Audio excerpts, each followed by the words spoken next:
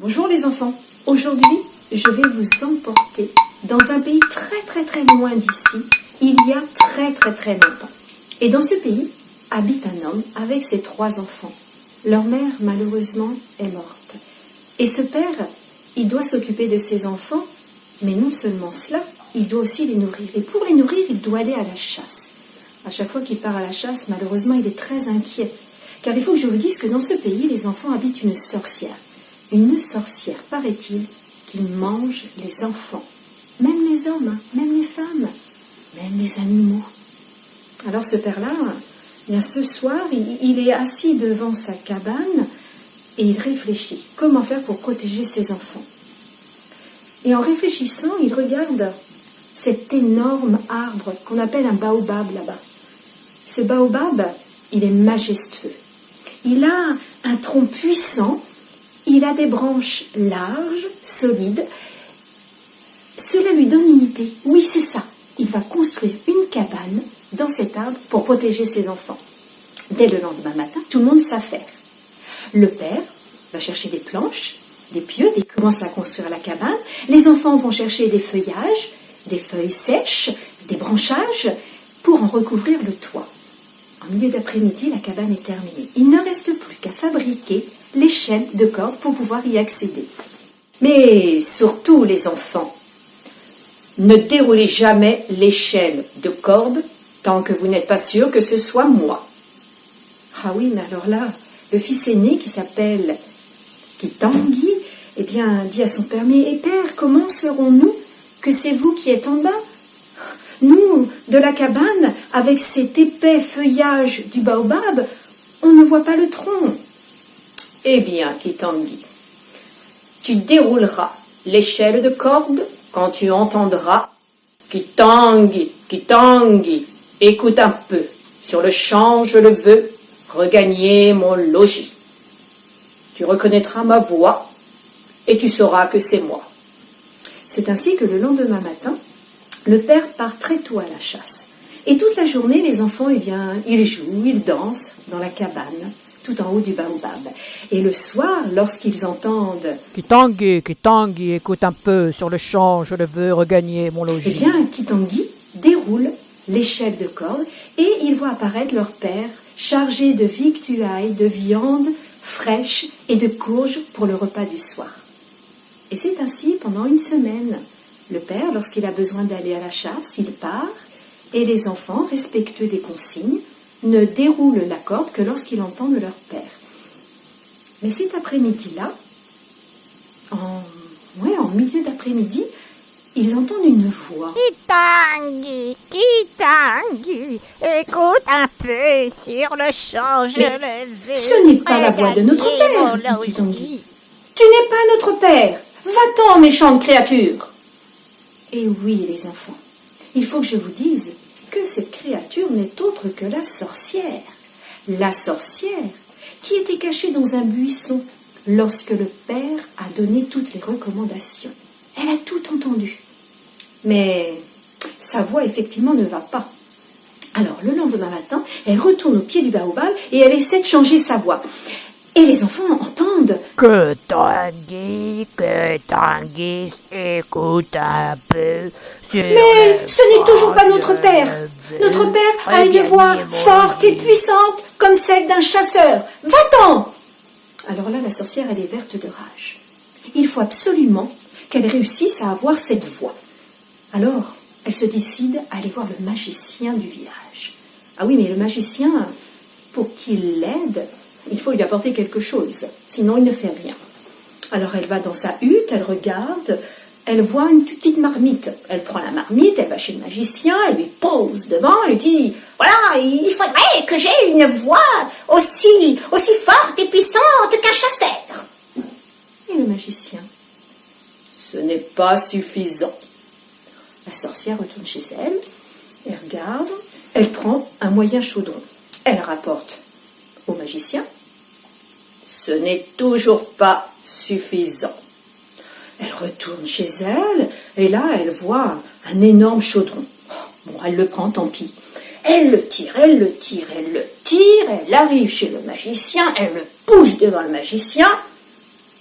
écoute-moi bien. Tu dois te rendre à l'ouest. Et lorsque tu verras une colonie de fourmis rouges, mange-en une. Puis rends-toi à l'est. Lorsque tu verras une colonie de fourmis noires, mange-en une. Continue ton chemin et tu arriveras au nid d'un scorpion. Mange-en un. Enfin, retourne chez toi et reste-y pendant 1 mois. C'est ce que fait la sorcière. Elle marche vers l'ouest, elle arrive à la colonie de fourmis rouges, elle en mange une. Puis elle va vers l'est, elle marche. Arrivée à la colonie de fourmis noires, elle en mange une. Elle continue son chemin, elle tombe sur le nid de scorpion, elle en mange un. Puis elle rentre chez elle et elle y reste pendant 1 mois. Et au bout d'1 mois, lorsqu'elle se met à parler, elle remarque qu'elle a la voix forte et puissante du chasseur. Alors, elle se rend au pied du baobab.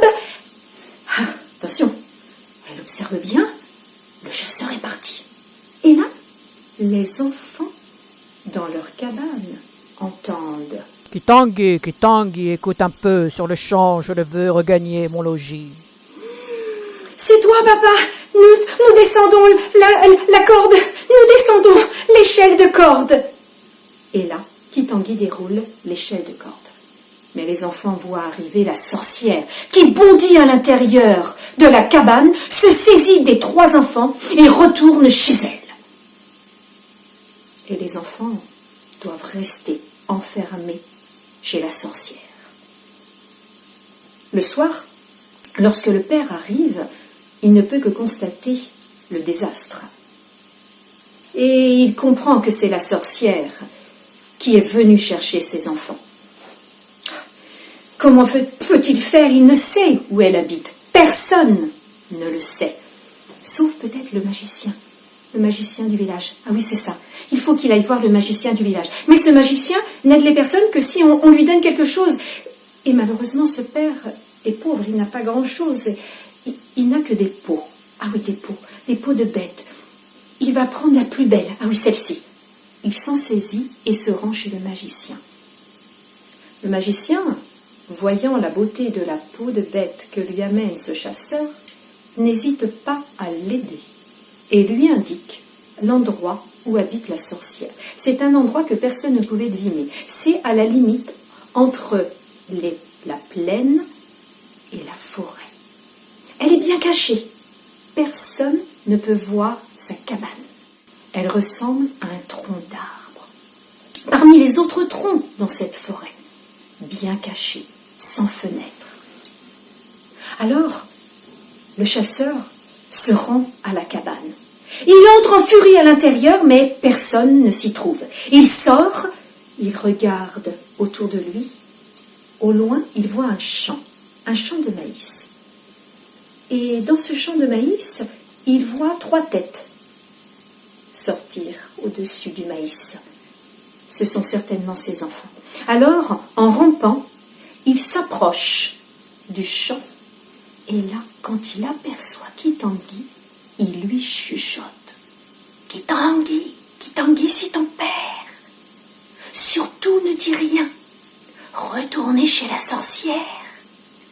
Je vais vous sauver. » Et en reculant sans faire de bruit, tout en rampant, le père retourne à la cabane de la sorcière. En fin d'après-midi, comme tous les après-midi, Kitangui et ses frères doivent rentrer plus tôt à la cabane de la sorcière pour lui préparer son repas. Mais ce soir-là, Kitangui dit à ses frères, « Nous n'allons pas préparer le repas de la sorcière. Attendez, faites-moi confiance. » Le soir, quand la sorcière arrive, elle ne sent rien, elle ne voit rien sur la table. Le repas n'est pas fait.